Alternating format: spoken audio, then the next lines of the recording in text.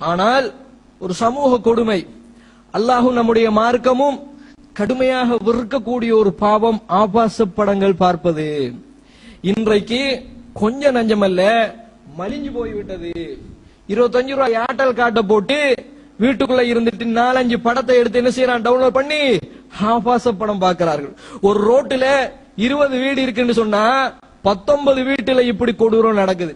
ஆனா இன்றைக்கு என்ன நிலைமை, வாலிபர்களிடத்துல இது சர்வ ஒரு சாதாரணமான ஒரு விஷயமா போயிட்டா இல்லையா? இந்த தப்பை மிச்சம் சொல்லப்படுவது கிடையாது. உலகத்திலே மறைத்து மறைத்து செய்யப்படக்கூடிய பாவங்கள், ஆனா உலகத்திலேயே தாண்டவமாடக்கூடிய பாவங்கள்ல ஒன்று வாலிபர்களும் வாலிபத்தை தாண்டி திருமணமானவங்களும் இன்றைக்கு என்ன செய்யறாங்க, ஆபாச படங்களை பார்க்கிறார்களா இல்லையா? சகோதரர்களே, அல்லாஹ் மன்னிப்பானா? சிந்தித்து பாருங்கள். நபிகள் நாயகம் ஸல்லல்லாஹு அலைஹி வஸல்லம் சொல்றாங்க, எப்படி சொல்கிறார்கள், நாளை மறுமை நாள சிலர் வருவாங்க, நிறைய அமல் செஞ்சிருப்பார், பள்ளிக்குள்ள தொப்பி போட்டுக்கிட்டு நிறைய இபாதத்து செஞ்சிருப்பார், ஹஜ் செய்திருப்பார், ஜகாத்து கொடுத்திருப்பார், அமல்களை எல்லாம் கட்டிக்கிட்டு வருவார். அல்லாஹ்வுடைய தூதர் ஸல்லல்லாஹு அலைஹி வஸல்லம் சொன்னாங்க, யதூன பி அம்சாலி திஹாமத பைலா, பைலா என்கிற வெள்ளை வெளியிரண்ட பெரிய திஹாமா மலை, இந்த மலையை போல நிறைய அமல்களை என்ன செஞ்சுட்டு வருவாங்க, சில பேரு கட்டி கொண்டு வருவார்கள். அல்லாஹ் என்ன செய்வான் தெரியுமா, மலைமலையா செஞ்ச அமல ஃபஜஅலஹுன்ன ஹபாம் மன்சூரா, பரத்தப்பட்ட புழுதி மாதிரி. நாளை மறுமை நாளை பத்தி அல்லாஹ் சொல்றான் இல்லையா? எப்படி சொல்றான், உலகத்தை தூக்கி கடாசின புழுதி மாதிரி நாங்க ஆக்குவோம் என்று சொல்றான் இல்லையா? அதே வாசகத்தை அல்லாஹ்வுடைய தூதர் சொல்றாங்க, மலைமலையா செஞ்சுக்கிட்டு வந்த அமல, ஹஜ்ஜ, ஜகாத்த, நோம்ப, தொழுகை எல்லாத்தையும் அல்லாஹ் ரப்புல் ஆலமீன் தூக்கி கடாசி புழுதி போல ஆக்கிடுவான். சஹாபாக்கள் கேட்கறாங்க, அல்லாஹ்வுடைய தூதரை, இவ்வளவு கஷ்டப்பட்ட அமல் செஞ்ச அமல ஏன் அல்லாஹ் இந்த நிலைமைக்கு மாத்தணும்? நபிகள் நாயகம் ஸல்லல்லாஹு ஒரே ஒரு காரணம் தான் சொன்னாங்க. என்ன காரணம் சொன்னார்கள், சில மனிதர்கள் இருப்பார்கள், அவங்க வெளியில நல்லவங்க மாதிரி இருந்துக்குவாங்க, வெளியில மார்க்கம் சொல்றவங்க மாதிரி இருந்து கொள்வார்கள், வெளியில அல்லாஹ்வுக்கு பயற மாதிரி மார்க்கம் அது இது தியாகம் ஸ்டேட் பயான் அந்த இதா என்று சொல்லி எல்லாத்திலயுமே கலந்து கொள்வாங்க, தௌஹீத்வாதி என்று இனம் காட்டிக் கொள்வார்கள், அதனுடைய அர்த்தம். ஆனால் இதா ஹலவ், அவங்க தனிமைக்கு வந்து விட்டால், யாரும் பார்க்காத ஒரு சந்தர்ப்பத்திலே வந்து விட்டால், பிமஹாரிமில்லாஹி இன்தஹகுவா, அல்லாஹ் ஹராமாக்கியதை அப்படியே உடைச்சு நாசமாக்கிடுவான். சிரிச்சு சிரிச்சு பாவத்தை செய்வான், நிம்மதியா பாவம் செய்வான், உள்ளத்துல இன்பம் கண்டு கண்டு பாவம் செய்வான்.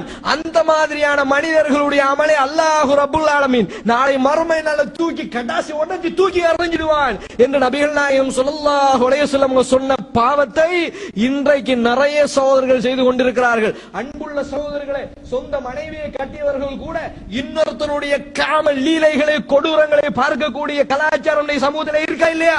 நெஞ்ச தொட்டு நம்ம பேச வேண்டும் சகோதரர்களே. இந்த மோசமான கலாச்சாரம் இன்றைக்கு பரவை இல்லையா? இதெல்லாம் பேசப்படாத ஒரு மிக முக்கியமான, இதை கண்டுபிடிக்கப்பட்டால் இஸ்லாமிய ஆட்சியாக இருந்தால் கடும் தண்டனைக்குரிய ஒரு பாவமாக இருக்கக்கூடியதை இன்றைக்கு நிறைய வாலிபர்கள் பார்ட்னர் போட்டு செய்யறாங்க, வீடு போட்டு செய்கிறார்கள், வீடு செட் பண்ணி செய்யறான், ரூம செட் பண்ணி செய்யறான். சகோதரர்களை, அல்லாஹ் பொருந்திக் கொள்வானா? சிந்திக்க வேண்டியிருக்கிற உளவியல் என்ன சொல்றது? இந்த பாவத்தை போல உலகத்துல பெரிய ஒரு உளவியலுக்கு பாதிப்பான ஒரு பாவம் கிடையாது. உலகத்துல உளவியலை பாதிக்கக்கூடிய நம்பர் 1 ஒரு விஷயம் இருக்குது. அது எது தெரியுமா? ஹெரோயின். இந்த ஹெரோயினை யூஸ் பண்ணினா, ஹெரோயினை தொட்டு நாக்குல வச்சாலே சரி, காலம் புள்ள அதுக்கு அடிமைதான். ஹெரோயினை தொட்டு நாக்குல இப்படி தொட்டாலே காலம் புள்ள எது? ஹெரோயினுக்கு அடிமை மனுஷன். அதனாலதான் ஹெரோயின் யூஸ் பண்ணி பிடிபடுறவங்களை என்ன செய்வாங்க, நிரந்தர கைதியாக ஜெயில அடைச்சிருவான். வெளியே வந்து அவனை கண்ட்ரோல் பண்ணவே இயலாது, திரும்ப அதுக்கு போயிடுவான். ஹெரோயினை யூஸ் பண்ணினா அந்த உளவியல் அப்படியே அதுக்கு இதாகிரும், அதுக்குள்ள சமஞ்சிரும், அதை விட்டு நீங்க ஏறாது. அப்படியான ஒரு வெறி எதுக்கு வரும்? மனசுக்கு வரும். ஹெரோயினை யூஸ் பண்ணினா உளவியலா என்ன சொல்றாங்க தெரியுமா? இந்த ஹெரோயினை யூஸ் பண்ணி மனசுக்கு வர வெறியை விட ஆபாச படங்கள் பார்ப்பதால் ஒரு மனுஷனுடைய மனசு அப்படியே மோசமானதா மாறிடுது. அடிக்கடி பார்க்கக்கூடியவர்களுடைய மனசுல உலகத்துல எதுவும் வழங்காது, வெளியில சிரிச்சுக்கிட்டு தான் இருப்பான், ஆனா மனசால சரியான வீக்கா இருப்பான். உலகத்துல மார்க்கத்துல தொழக்கூடியவனாகத்தான் இருப்பான், மனசு எல்லாமே வீக்கா போயிடும். இன்றைக்கு சமூகத்துல ஒட்டுமொத்தமாக நாங்கள் பார்க்க போனால் நிறைய சகோதரருடைய குடும்ப வாழ்க்கை சீரழியுது. எதனால?